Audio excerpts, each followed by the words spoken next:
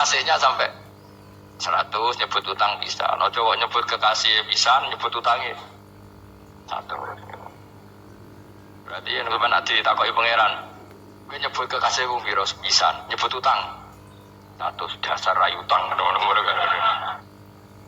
Ya ada, saya termasuk orang yang setuju tadi.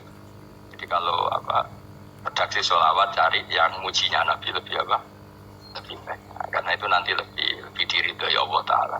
Coba Allah sendiri kalau nyebut nabinya itu hitung saja. Laqad ja'akum rasulun min anfusikum. Jadi rasulun min anfusikum, seorang rasul yang sejenis dengan kamu. Terus azizun, orangnya sangat terhormat. Alaihi ma'anitum, rasul ini siap menanggung apa yang kalian tidak mampu. Wira bakat mlebu swarga barokah syafaatin Nabi akhir mlebu. Wira kelar korban Nabi tahu mengorbankan kita semua. Tukha Rasulullah bikab ini terus hada an ahli wa hada amman lam yutakhi minhum mati. Jenenge alihima anitum. Nabi menanggung apa yang kalian berat. Azizun, Nabi itu ali. Terus harisun alaikum, Nabi sangat berkomitmen menyelamatkan kalian. Haris itu keinginan yang berlebihan, itu jenenge apa? Haris kiai kuno namanya ning ngungseng, keinginan yang over. Nabi itu sangat berkeinginan kita ini maslahat. Terus bil mukminina raufur. Allah yang super saja kalau nyebut nabinya nyifati sebanyak itu. Ada ayat lagi misalnya, Rabbana wab'ats fihim rasulam minhum yatlu alaihim ayatika. Muhammad itu siapa? Seorang rasul yang membacakan ayat-ayat Allah. Wa yu'allimuhum, seorang rasul yang mengajari mereka alkitab wal hikmah. Wa yuzakkihim, seorang rasul yang membersihkan akhlak-akhlak kita. Jadi artinya Allah punya tradisi kalau nyifati rasul itu banyak. Juga nyifati orang-orang sekeliling Rasul. Makanya menurut saya madhab Syiah itu enggak pas. Karena Allah kalau nyifati Rasulullah itu jika nyifati orang-orang di sekeliling Rasulullah. Dan itu dengan pujian. Itu Muhammadur Rasulullah walladzina ma'ahu asyidda walal kufar ruhama'u bainahum tarahum ruk'an sajada yabtaguna fadlan minallahi warid wa nasimahum fi wujuhim min atharis sujud. Itu kan panjang sekali. Dan orang-orang sekeliling Muhammad adalah begini. Kayak apa Allah muji para ashabu Rasulillah? Masa kita ikut kelompok yang menghina ashabnya Rasulillah? Makanya kita tetap madzhab ahli sunnah wal jamaah, yaitu mencintai semua sahabat. Karena Allah saja yang Tuhan mensifatinya dengan sehormat itu. Mensifati ashabu Rasulillah, disifati orang-orang yang saling kasih sayang sama orang mukmin. Tarahum rukaan, sujud dan komitmen hidupnya untuk ruko dan sujud. Si mahum fi wujuhim min asari sujud. Udah asari sujud harus diterjemah, nanti sensitif. Cuma setahu saya asar sujud itu nanti setelah di akhirat orang sering sujud itu jabahnya itu ada nurnya. Tapi kalau ada yang nafsirkan asari sujud itu warna tertentu ya semboy, itu sensitif. Yang jelas asari sujud itu ya sudah seperti itu. Seneng kamu kok hasut. Kowe nyen provokator, nah ono apa ya? Ada hal yang begitu terus mau berlebihan. Teke ya khisimun. Nah, kula ora ada kepentingan pokoknya ayat si mahum fi wujuhim min athari sujud, bahwa dalam jabahnya itu ada asari sujud. Itu masyhur kan, saya terangkan ya, tapi ojo sensitif loh, biasa wae. Suatu saat Rasulullah itu ngendikan begini, nanti saya kata Nabi akan nyafaati kalian semua. Sahabat-sahabat tanya, ya Rasulullah dengan sekian miliar orang bagaimana kamu mengenali kita? Saya ulang lagi, suatu saat saya nanti akan nyafaati kalian karena saya kenal kalian. Maksudnya di akhirat. Ya Allah, di akhirat. Terus sahabat tanya, ya Rasulullah bagaimana engkau mengenali kita sementara nanti di akhirat bermiliar-miliar orang itu? Terus Nabi ngendikan gini, jika kamu punya unta dengan tanda tertentu, saya ulang lagi, jika kamu punya unta punya tanda tertentu, dalam jidatnya ada begini, dalam tangannya ada gini, dalam kakinya ada gini, maka apa kamu bisa membedakan untamu dengan unta orang lain? Ya bisa ya Rasulullah, karena unta kita khas. Misalnya kaki depannya ada putihnya, kaki belakangnya ada putihnya, dalam badoknya ada putihnya. Kata Nabi, inna ummati yut'auna yaumal qiyamati hurran muhajjalin min asaril wudu. Nanti umatku nanti wajahnya juga bersinar, tangan kakinya juga bersinar. Jadi asar itu saya pastikan secara riwayat itu akhirat, artinya tentang akhirat. Tapi bahwa yang di dunia ada yang memulai asar itu ya monggo mawon. Loh itu bagus kan, artinya ekspresi percepatan. Tidak apa-apa loh, daripada kok kowe ra jelas ini.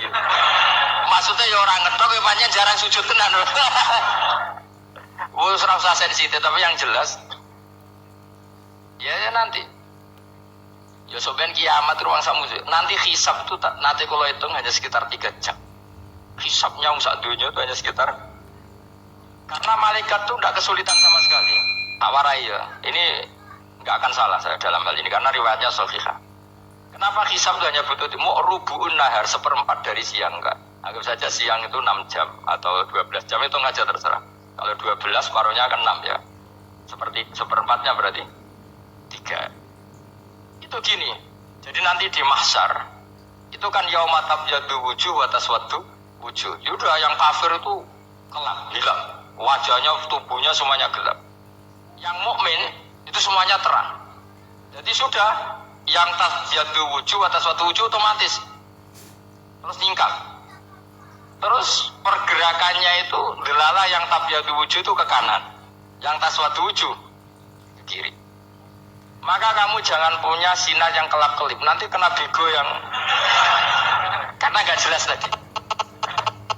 Maka kamu harus sinarnya yang sejelas-jelasnya, ghurran muhajjalin min asaril. Bila perlu nur kamu sampai menembus langit saat itu. Makanya ketika orang mukmin sudah nurnya ada di muka, ada di tangan, masih ngetikan Rabbana atmim lana nurona, karena takut masih kena bego tadi. Karena kalau hanya wudhu tok, sikil tok kan, bayangkan di miliaran orang kan bisa agak kelihatan. Jadi kalau nurnya sampai nembus langit kan, itu siapa kok nurnya sampai, kan malaikat langsung tahu. Lah ini hafal Quran, alim kan insya Allah nurnya itu. Sama zaman itu masih berdoa Rabbana atmim lana, sempurnakan nur kami. Karena nanti identifikasi malaikat berdasar tadi, kalau ada nur berarti diletakkan ashabal yamin, kalau nggak ada nur ashabal shimal. Nah malaikat yang dibawa bigu itu kira-kira detail gak? Dugaan saya kalau kelap-kelip pasti kena simal. Wah ini partai kiri mesti kan. Kemudian sing wudune mau dulet sirah tok sidik. Karena anak madhab Syafi'i. Sebetulnya meskipun itu sebaiknya kalau basuh sirah itu kabeh ben ora kelap. Aneh-aneh pepes terus dulat-dulit tok. Oh itu soben ya itu. Kelap-kelip. Ya sudah ya. Setelah itu kata ngendikane pangeran yu'raful mujrimuna bisimahum fayukhadu bin nawasi wal aqdam. Orang-orang pendosa kelihatan maka diletakkan di kiri. Nah sama yang orang-orang baik simahum fi wujuhim min asaris. Jadi ayat itu jelas tentang akhirat. Tapi kira usah terus provokasi. Tenang kamu kok ya khisimun maksudnya provokator. Jadi nanti yang mukmin jelas nurnya. Dan nur ini nanti dengan kadar iman kamu, perilaku kamu. Ada yang kelap-kelip, ada yang... Nah yang kelap-kelip ini orang kena bigo itu tadi. Nanti setelah kena bigo ikut ashabi simal, yang kelap-kelip disortir lagi. Malaikat yang bagian detail kan ada nanti. Nah ini terus ditubir neraka. Yang kafir bener-bener neraka, yang ini ditubir neraka. Nah, itu nanti ini yang ngel-ngelo kanjeng Nabi digolei ya ini itu. Ada sakit kanjeng Nabi, ada orang kiai soleh darah nah iso soleh dewi sakit Nabi mereka terus golei di umatku sing kelap-kelip dicari di syafaat. Ya, imma langsung dituruti Allah, wa imma diubahsinin rokok. Ya terserah rencanamu piye kono kowe. Tapi yang jelas apa? Kiamat itu cepat sekali karena tadi ada identifikasi tadi. Makanya hanya cukup 3 jam karena tadi yang jelek kelihatan jelek, yang baik kelihatan baik. Makanya cepat. Yu'raful mujrimuna bisimahum, orang pendosa dikenali lewat alamatnya yaitu taswaddu apa? Wujuh. Kalau orang baik dikenali lewat tabyaddu wujuh.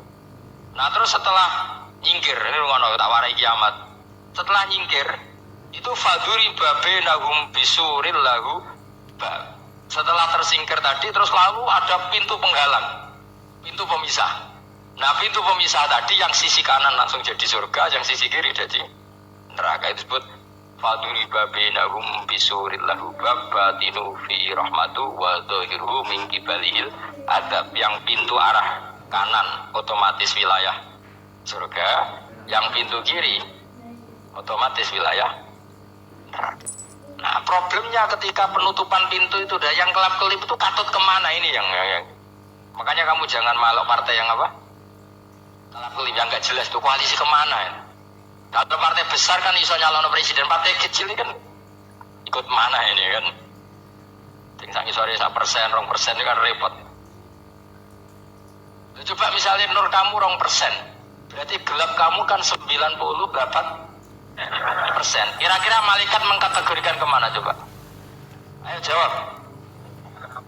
Gelap loh, kode semangat Pak. Padahal itu bagian dari kamu. Kalau satu tubuh itu sinarnya aja 2%, kira-kira kategorinya itu partai gelap, partai terang.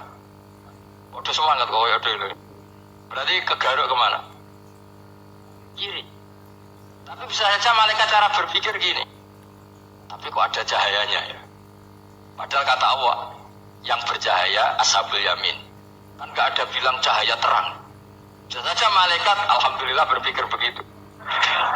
Ya nanti kita rayu saja supaya berpikir ini kan